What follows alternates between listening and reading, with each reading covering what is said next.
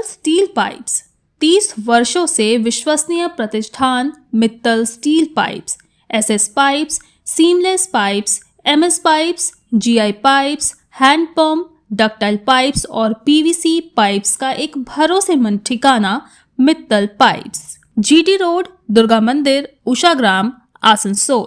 Contact number 9434114386 7797734444। Supreme কোর্টের রায়ে অসন্তুষ্ট শিক্ষক শিক্ষিকারা আসানসোলে বের করলো র্যালি। এই র্যালি আসানসোলের ট্রাফিক মোড় থেকে শুরু হয়।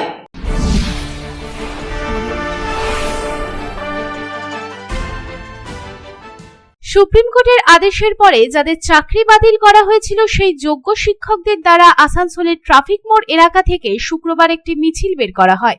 যোগ্য শিক্ষক শিক্ষা অধিকার মঞ্চের ব্যানারে এই র্যালি বের করা হয়। এই র্যালি ট্রাফিক মোড় থেকে শুরু হয়ে বিএনআর মোড় পর্যন্ত চলে। এই জেলার অনেক যোগ্য শিক্ষক ছিলেন যাদের চাকরি সুপ্রিম কোর্টের নির্দেশে বাতিল করা হয়েছে। সুপ্রিম কোর্টের দেওয়া নির্দেশে তারা মোটেও খুশি নন। তারা সন্তুষ্ট না হয়ে বলেন, এসএসসি কর্মকর্তারা সরকারের দুর্নীতিতে জড়িত থাকলেও শিক্ষকরা শাস্তি পাচ্ছেন। সরকারি পর্যায়ে দুর্নীতি হয়ে থাকলে তাদের চাকরি কেন বাতিল করা হচ্ছে? আবার পরীক্ষা দেওয়ার প্রশ্নে তারা বলেন, আর পরীক্ষা দেব না। তারা এও জানান, ওএমআর শিটে তাদের নাম্বার লিপিবদ্ধ করা আছে, তা থেকেই জানা যাবে কে যোগ্য আর কে অযোগ্য।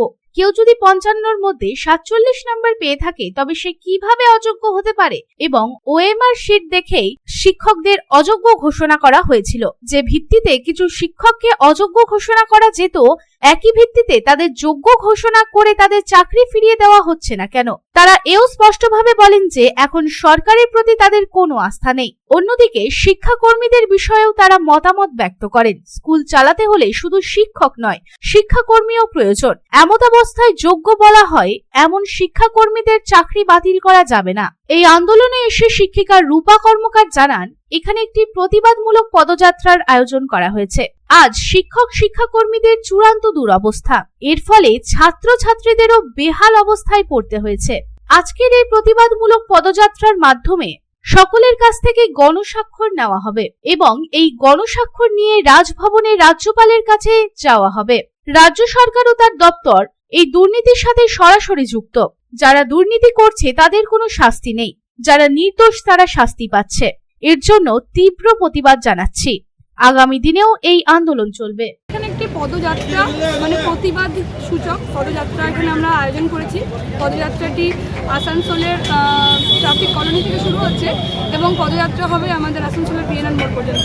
সেখানে আমরা উপস্থিত হয়ে একটি পথসভার কর্মসূচি গ্রহণ করেছি। পথসভার শেষে গণস্বাক্ষর অর্থাৎ আমাদের যে প্রতিবাদ মিছিল আজকে করা হয়েছে সেই প্রতিবাদ মিছিলের সপক্ষে যারা রয়েছেন, এই যে যোগ্য শিক্ষক শিক্ষিকা শিক্ষাকর্মী বৃন্দ যারা রয়েছেন তাদের আজকে যে চূড়ান্ত দুরবস্থা, তাতে যে সমাজে যে একটা খুব প্রভাব পড়ছে, ছাত্রছাত্রীদের উপর যে তার প্রভাব পড়ছে, শিক্ষা ব্যবস্থা আজকে ভেঙে পড়েছে, ছাত্রছাত্রীদের শিক্ষার অবস্থা আজকে বেহাল হয়ে গেছে। তো তারা এই যে আমাদের পাশে যারা রয়েছেন তারা সেক্ষেত্রে আমাদের সঙ্গে যে সঙ্গসাথীরা রয়েছেন যারা শিক্ষা অঙ্গন ছাড়াও অন্যান্য আরও বিভিন্ন ব্যক্তিবর্গ যোগদান করছেন, তাদেরকে একটি গণস্বাক্ষরের ব্যবস্থা আমরা তাদের করেছি, যারা আমাদের সাপোর্ট করছে। এই কর্মসূচি আজকে আমাদের রয়েছে। আমার নাম দেয়নি, তবুও কেন চাকরি গেল বুঝতে আমরা পারিনি। SSC high high,